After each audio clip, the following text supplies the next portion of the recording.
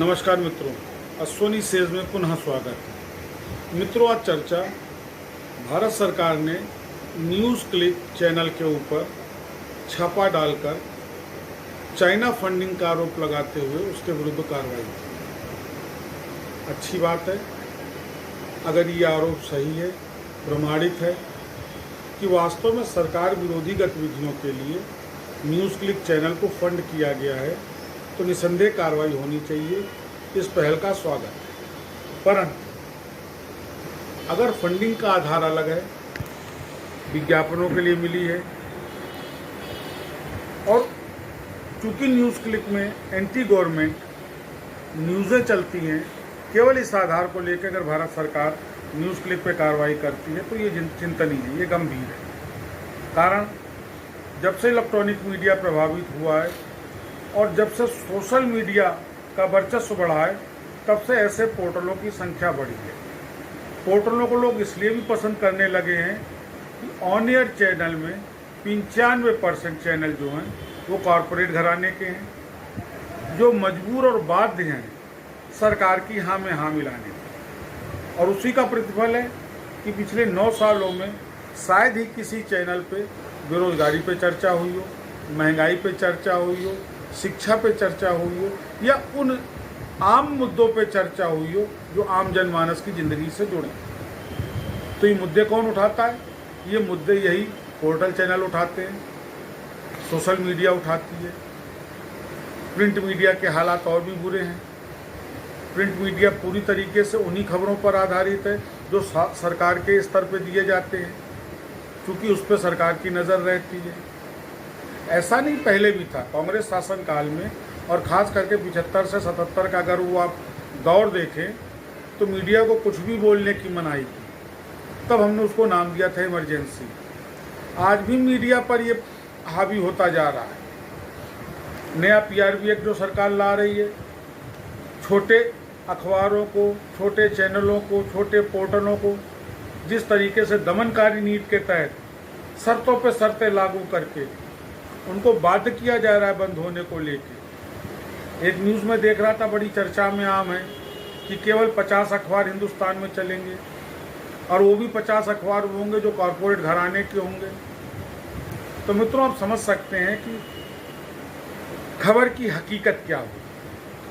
फिर वो 50 अखबार आपको वो नहीं दिखाएंगे जो हो रहा है, वो दिखाएंगे जो दिखाए जाने को वो बाध्य होंगे। ये अघोषित इमरजेंसी है, और वास्तव में ये लोकतंत्र के चौथे स्तंभ की हत्या होगी। वास्तव में ये चौथे स्तंभ को पूरी तरह अंकुश में लेने का प्रयास है। और मित्रों, जिस दिन ये चौथा स्तंभ इस दबाव में आ जाएगा, इस अंकुश में आ जाएगा, आप मान लीजिए लोकतंत्र उसी दिन उसी क्षण खत्म भी हो जाएगा। मैं ये नहीं कहता कि सरकार को इन चैनलों पर, इन अखबारों पर, इन पोर्टलों पर अंकुश नहीं लगाना चाहिए। निसंदेह अंकुश होना चाहिए, लेकिन अंकुश की एक मर्यादा होनी चाहिए। खबर झूठी है, अफवाह फैलाती है, निसंदेह कार्रवाई हो। जिस तरीके का आरोप न्यूज़ क्लिक पे लगा, अगर वास्तव में न्यूज़ क्लिक ने इसलिए फंडिंग ली कि उसको एंटी गवर्नमेंट मूवमेंट बनाना है, एक माहौल बनाना है, तो निसंदेह कार्रवाई की जानी चाहिए।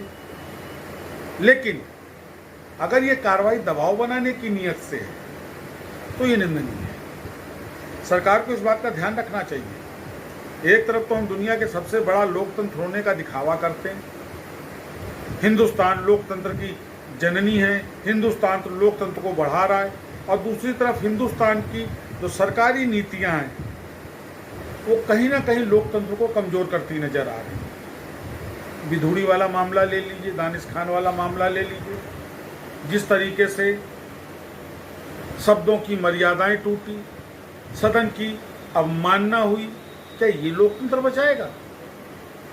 मैंने पिछले वीडियो में भी इस बात को उठाया था मित्रों। दानिश खान ने अगर कुछ गलत कहा, अपशब्द कहे, मर्यादा तोड़ी, तो कार्रवाई होनी चाहिए।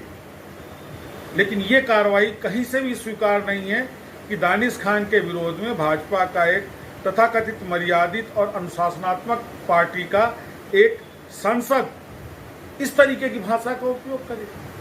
ये लोकतंत्र है? अगर यह है तो यह निंदनीय है।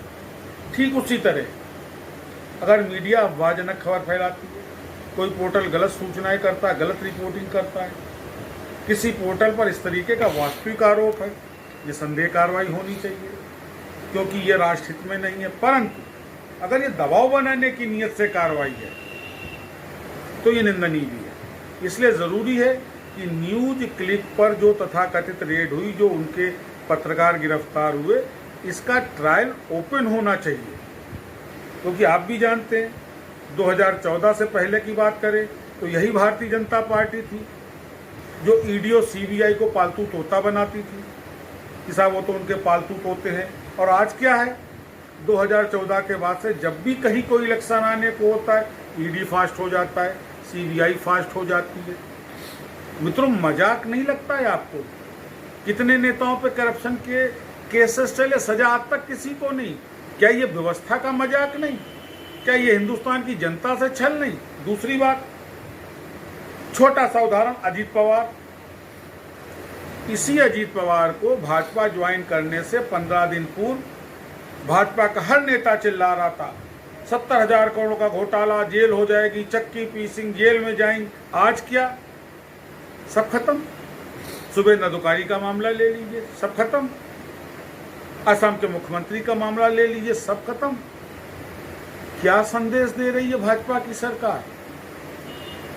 दो राय नहीं, राजनीति में सब होता है, पर मित्रों इतना गिर के नहीं होता है। और खास करके उस पार्टी से तो ये कतई अपेक्षा नहीं की जा सकती और न की जानी चाहिए जो अपने को दीनदयाल वादी विचारधारा की बात। बड़ा गंभीर प्रश्न है, और ये इसलिए भी गंभीर है क्योंकि आज इसी पार्टी के हाथ में देश का लोकतंत्र है, देश की सत्ता है, और जिस तरीके से हालात बदल रहे हैं, मैं ये नहीं कहता विपक्ष ईमानदार है।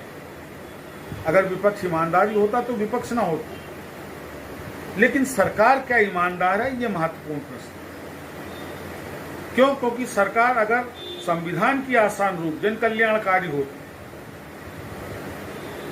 तो उसको स्पष्ट भी करना पड़ेगा। ये जन कल्याण नहीं है कि आवाज को दबा दिया जाए, ये जन कल्याण नहीं है कि अपने मीडिया चैनलों के माध्यम से, अपने अखबारों के माध्यम से केवल अपनी वाहवाही। आज किसी भी चैनल को देख लीजिए, छत्तीसगढ़ सरकार, राजस्थान सरकार, मध्य प्रदेश सरकार, उत्तर प्रदेश सरकार, अरबों खरबों का बजट फूंका जा रहा है। ये पैसा किसका है?